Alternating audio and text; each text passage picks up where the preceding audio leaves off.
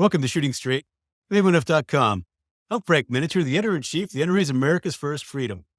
Today we have the incredible pleasure of speaking with Jennifer A. Grossman. She is the president of the Atlas Society. What an impressive resume. You served as the director of education at the Cato Institute, and you were a speechwriter for President H.W. Bush. I wish we'd get to some of the stories that must have happened there. I've always found that to be a fascinating thing to be able to do.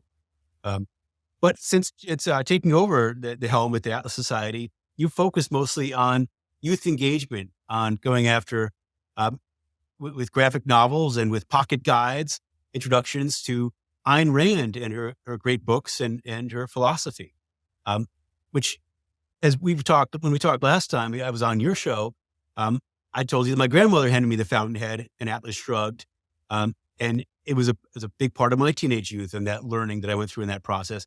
So it's just so important that you're reaching out that way. So my first question is, please tell us about the Atlas Society. I can't just assume everyone has read her incredible books, though they really should read Atlas Shrugged and the Fountainhead and Anthem and so on. I can't assume they have. So please give us an idea where she came from, who she was, and what you're trying to do with the Atlas Society. Sure.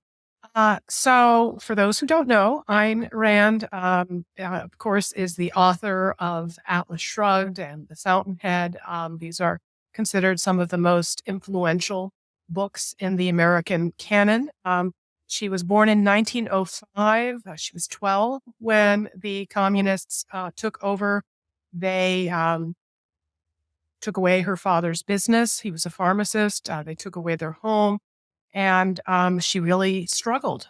When she was in her early 20s, she managed to escape. She came to America with next to nothing. She landed a job as a wardrobe assistant, working her way up to reading and then writing scripts, and then, of course, going on to her great novels.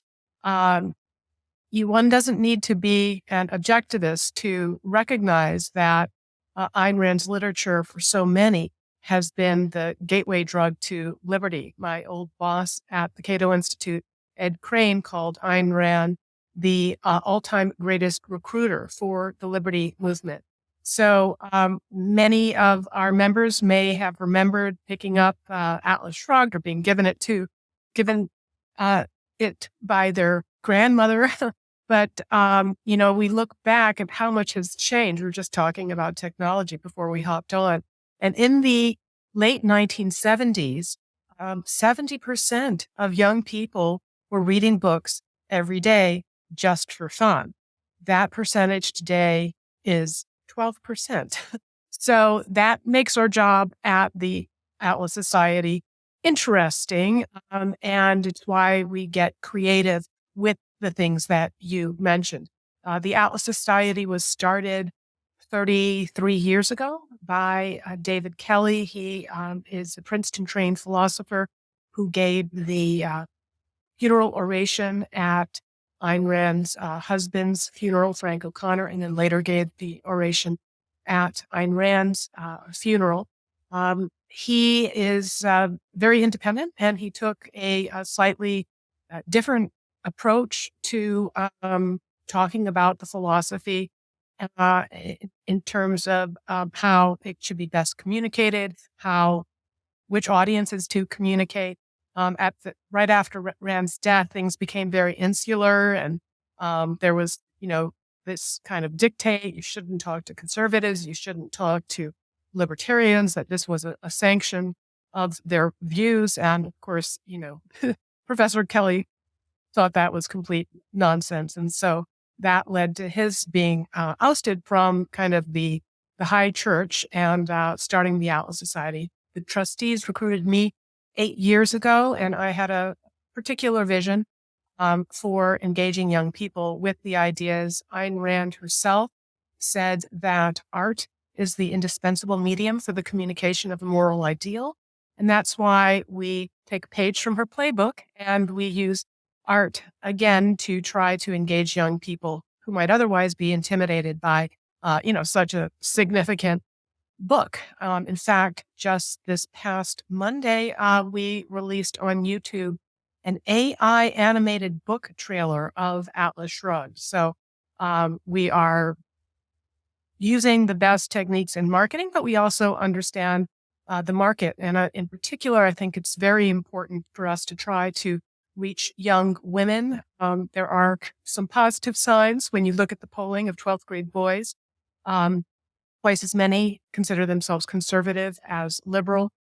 When it comes to girls, that nearly flips. Only 12% of 12th grade girls consider themselves conservative. So I think Ayn Rand, her story itself, the strong female protagonist that she presents in her novels, as well as the fact that the market for fiction skews overwhelmingly female. So that's kind of how we go about it.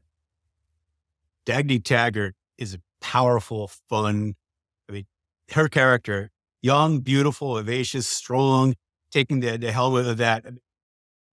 We go read Atlas Shrugged, and there she is living on those pages. That has to speak to people.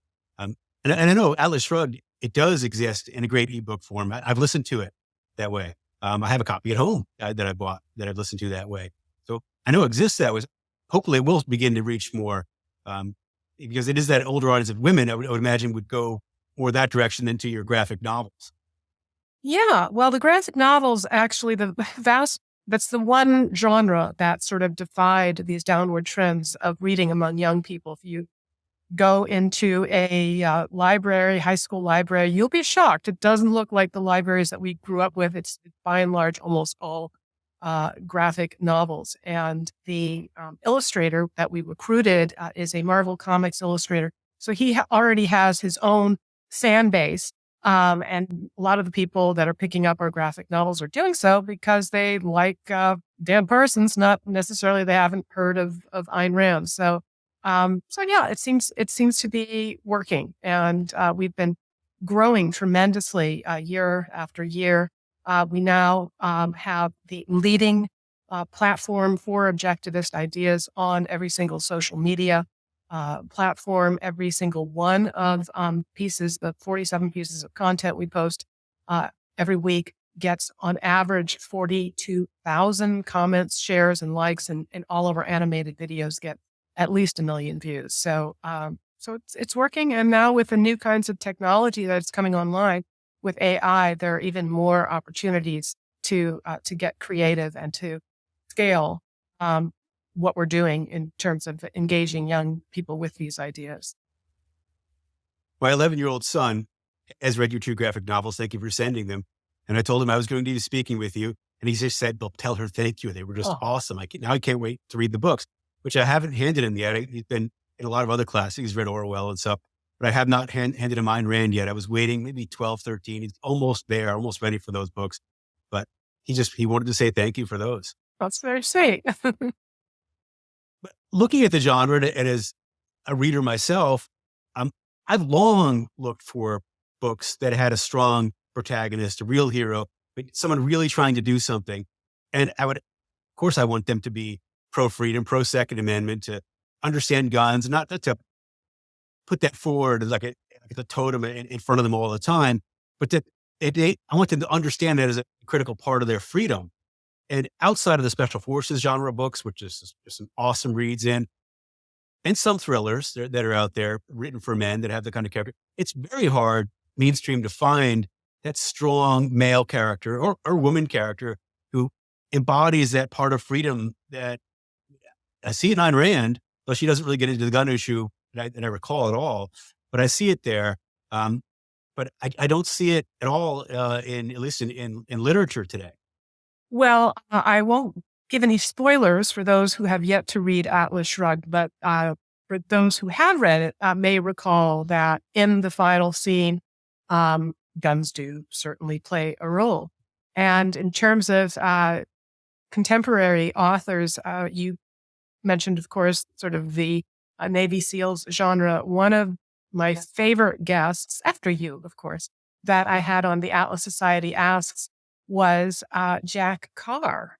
And he, of course, is the author of The Terminal List. And he came to my attention, not just because he's a fabulous writer, but he is a huge Ayn Rand fan. And he certainly sees a through line between her unapologetic, uncompromising defense of individual life and our right to life and our right to property, which is the only implementation of the right to life. And of course, such rights are meaningless unless we have the right to protect our life and to protect our property. So I think that philosophically, she always talked about that in terms of those who would try to destroy our country from within. They would try to disarm the citizenry, both intellectually and physically. And certainly we are seeing that happening right now. Yeah, that's true. Her characters had that strength. And if they were around today, you might see more of that. I do recall scenes of a factory in Pennsylvania being guarded by armed people and this kind of thing. She had a pirate that ran around sinking ships in Atlas Shrugged. That was Ragnar, quite interesting. Dennis She was Gold. almost, right. Yeah, Yep. she was playing with those themes. But of course, that the theme of Atlas Shrugged is people pulling out of society to let it collapse so they can recreate it because it's gotten so bad. What was Yeah. going I on in mean, that I plot. think even on a deeper level, the theme is withdrawing the sanction um, from your abusers, from those who are trying to destroy you. And that's the very interesting character arc that Dagny Taggart goes through is that, at the beginning, she's trying to make it work. No matter how hard, no matter how long she has to work, even while people are all around her trying to make it nearly impossible for her. And it's the central theme of the novel that evil is irrational and irrationality is ultimately powerless. There's a great line in the book. It's when Hank Reardon says to Dagny, all of this madness, all this lunacy is temporary. It has to defeat itself. You and I will still just have to work a little longer. That's all. Now, of course, we have seen when irrationally evil regimes take power, they can certainly maintain their hold for a very, very long time. There are generations that grew up in the Soviet Union and in, of course, places like North Korea that will never know freedom. So we certainly don't want to um, wait to have it come to that point. Ayn Rand was a big defender of the right to free speech. And I think that your magazine, this show, everything that the NRA is doing to get the message out is very, very important for us to be able to defend our rights while we still can. I have friends who fled Venezuela who saw it firsthand, the gun confiscation, then leading to the totalitarian regime that took place there, and then the starvation, where they literally began to eat zoo animals. God, it had been so bad. So it happened. It can happen today. And Ayn Rand was asked a bunch of times, when do you know to pull back and when you've lost things? And she's always cited the First Amendment. When you lose the First Amendment, you lose the free press, then the only response that is possible to get it back is violence, is then revolution, is going in that direction, which any sensible person, including Ayn Rand, is a very sensible person, wants to avoid. So she said, cling to that, cling to the free press, hold on to it to the last, fight for that freedom to speak. Because if you lose that, then violence is too often the result. Yes, and I think, So there is the sense in which we need to make sure that the First Amendment that we are protecting, we have legal protections in place, but almost as important, if not more important, is fostering a free speech culture, right? Because so many of the threats to free expression these days are coming again. They're coming from the left. They're coming from young people who are trying to shut down ideas that they find offensive or dangerous, and that never works. When you try to stigmatize and silence and suppress and deplatform those who have dissenting views on a variety of subjects, even if those views are abhorrent. when you do that, they rarely kind of say, oh, gee, I see the light. I'm going to change my mind. What happens when you suppress people's right to express themselves is that you actually end up further polarizing them, possibly um, radicalizing them. And, that is a sure path to true violence and civil war. I have a niece now who's in college studying journalism who describes herself as a woke Democrat. But outside of that, she's a very reasonable person. I've had discussions with her.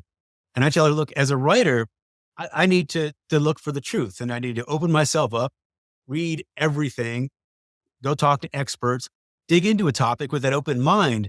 Whereas someone coming from a woke perspective, the blinders are on. They're so, the censorship is so severe from them that you're walking on eggshells everywhere you go, worried that you might get canceled if you step off. So you have to narrow your thinking to such a degree that I told her I would go crazy. And that opened up a discussion with her and it began to change her mind. So, you know, you never know. Uh, Well, so maybe we'll we see. could I send think I'm her going to some handle of some of maybe we her could send her some of pocketbooks the yes, because the graphic novels, send her the AI animated book trailer, and tell her that there's an organization out there. Was a formerly woke lefty college student myself many, many moons ago, and here I am. I think when you think of, as I mentioned, these 12th grade girls being overwhelmingly on the left, sure, I feel bad for the young boys who are going to have a hard time finding somebody to date that has similar values. I feel sorry for the young girls who are, going to be self-censoring because they don't want to get canceled by a mean mob of girls. But I also feel very sorry for those young women themselves because all polling suggests that progressive women are much more dissatisfied, much more unhappy with their lives.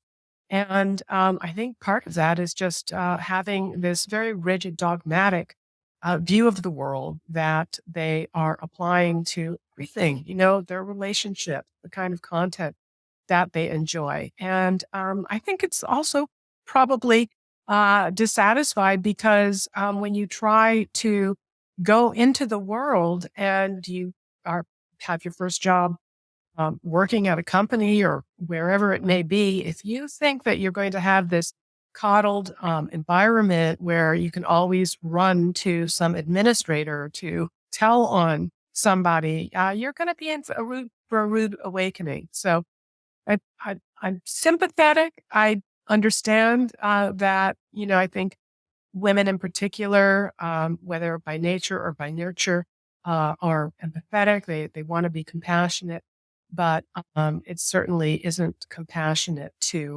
uh, to treat people as if they are only members of a collective and that they have to justify their existence by serving others rather than pursuing their self-interest. well, she's learning it. I asked her, well, you know what I do for a living, editor in chief of NRA's political magazine. What do you think of that? And she said, well, actually, I think it's really cool, which, put a good smile on my face. I said, why do you think it's cool? And she goes, well, I get it. She says, I'm probably going to be living by myself as a young woman, maybe in New York City. And I want to be able to protect myself. If a bad guy comes for me, and what am I going to do? Wait those 9 minutes for the police to get there if I dial 911? I want to be able to protect myself until they get there. So she got it. She got that part of the freedom issue.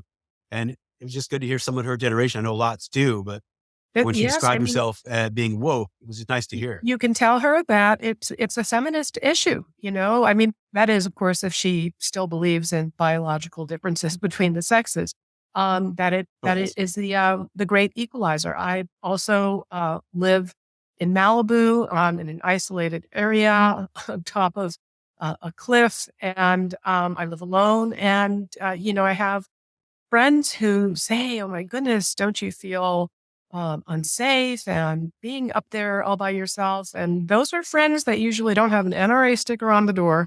They don't have guns and they don't know how to use them. And fortunately, I have all of those and I know how to use them.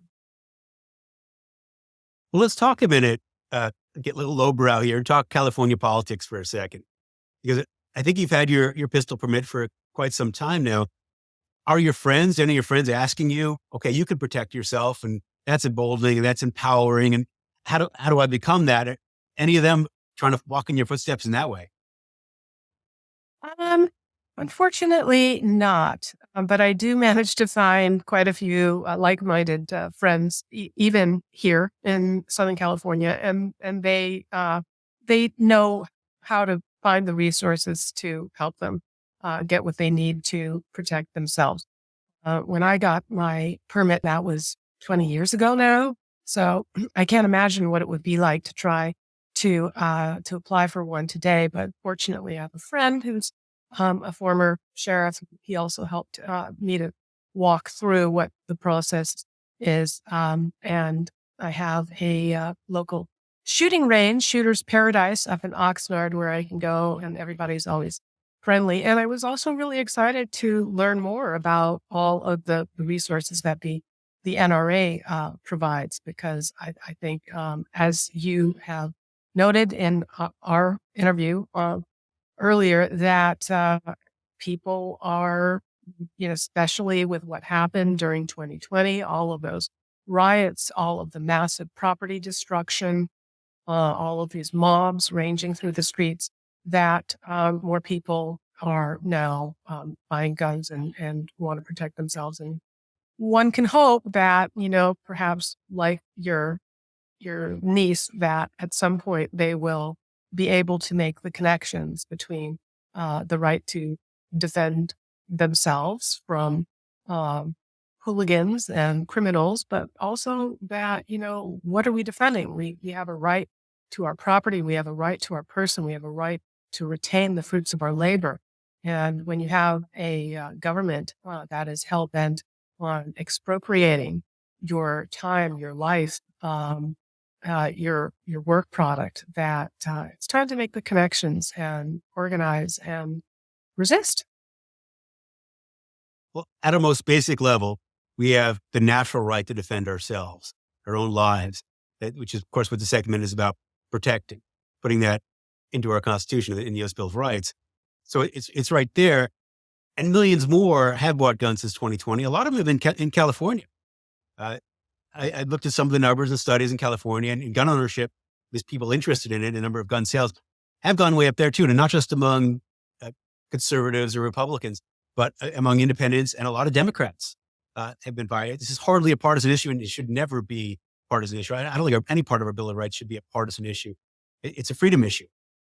So I'm wondering, as you talk to people there in California, it's all hard for us to get out of our own circles, but as you talk to people, do you get the sense that this issue perhaps could become less partisan over time? I mean, your governor has politicized it just as much as possible. He even wants to pass a constitutional amendment for gun control, put gun control into our Constitution. So do you hear any pushback there in California? Not as much as I would like. I think one of the things that we've also seen happen over the past 3-4 years is that a lot of people are leaving this state. They are, moving to Texas. They are moving to Tennessee. They're moving to Florida. And I always hear from my friends in those states, they say, don't come here and ruin these states. But polling data, survey data should suggest that those Californians who are moving to Texas and to Arizona, they're actually voting more conservatively than the people that have lived there all of their lives. I think California politics is very screwed up. One of the problems is all of these very powerful public sector unions, and the way that the Democratic Party machine has been able to harness them in order to just become almost the only self-perpetuating perpetual motion machine that exists on Earth. So I'm not that um, not that optimistic, but again, at some point as Ayn Rand said, you can evade reality, but you can't evade the consequences of evading reality. And so, as crime continues to worsen here, people feeling insecure in their homes, feeling that you have a government that's out of control in terms of regulations and taxes. Uh, it's always possible, don't forget it wasn't that long ago before we had, Republican governors of this state. So I always say that the fight is never truly over without any hope of reversal or reprieve until we say it is. And so that's why I think it's important for people not to write off California and to continue to do the work that, for example, the NRA is doing in this state. It's the most beautiful state in the country, and certainly people that enjoy the California wilderness and that would like to enjoy hunting and outdoor sports in our state, I would think we should just keep chipping away at trying to build a coalition to protect these rights. I lived in a rural area, but two of my neighbors moved from Brooklyn to be my neighbors not that long ago. And they called the police pretty quickly because another neighbor who's fairly far away from them, but they could hear him, he likes to shoot. And he was out shooting in his own property, his own woods. He owns like 50 acres. He was out there shooting, just practicing, doing his thing. And they constantly heard him and they called the police. Police came and they listened. They could hear him shooting. And they said, "Oh, that's just Jake. He practices. He likes to shoot 3-gun. And he practices, and that's all he's doing. He's a nice guy. You can go and see him. He'd love to meet you. But no, that's just Jake. Welcome to the country." And the police officer left, and the neighbors came to me and they said, "He said, welcome to the country to us." They were all upset. And I said, "Well, I'll say it too. Welcome to the country. If you'd like, I'll take you to the range and I'll show you how to shoot." And at first they were pretty intimidated by that. But since then, he has come with me. She hasn't yet, but she's talking about doing it. And their minds have opened up, not completely, but their minds have changed quite a bit from where they came from when they came from Brooklyn. And it gave me hope. And I've seen this with other people. Yeah, as they actually meet people and get out of the mainstream media, because so much of the mainstream media isn't giving the perspective that people really need to understand their freedom. Instead, it's just giving them a one-sided point of view. So once they break out and start to learn things, they open up a little bit. So I wanted to quote you really quickly because you recently wrote, "You can't be objective if you don't have perspective." And of course, you're talking about inwardly, you need to have to learn things to grow, which is completely, how can you disagree with that? But here at America's First Freedom, we're constantly dealing with people who are only getting the mainstream media point of view. And so they can't be objective because they've never been given perspective. So I was hoping to get some advice from you on what maybe we could do to better engage. Well, I think the best way to do it is to use the new technology, the new platforms for communication.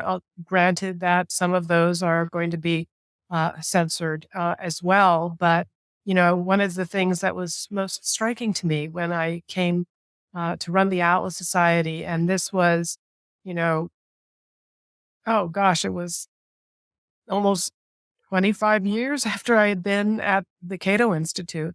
And I was just surveying this space and I was just shocked how little had changed. That, here in terms of being a think tank, what's the business of a think tank? It's to transact ideas. And we've had a complete revolution in the way those ideas are transacted in terms of being demonetized, dematerialized, democratized. And if anything, the reason why the left continues to call for more censorship on social media is that they know that their ideas aren't popular and ours are. That it's again, not to make it partisan, but certainly the classically liberal values of being able to protect oneself and preserve oneself.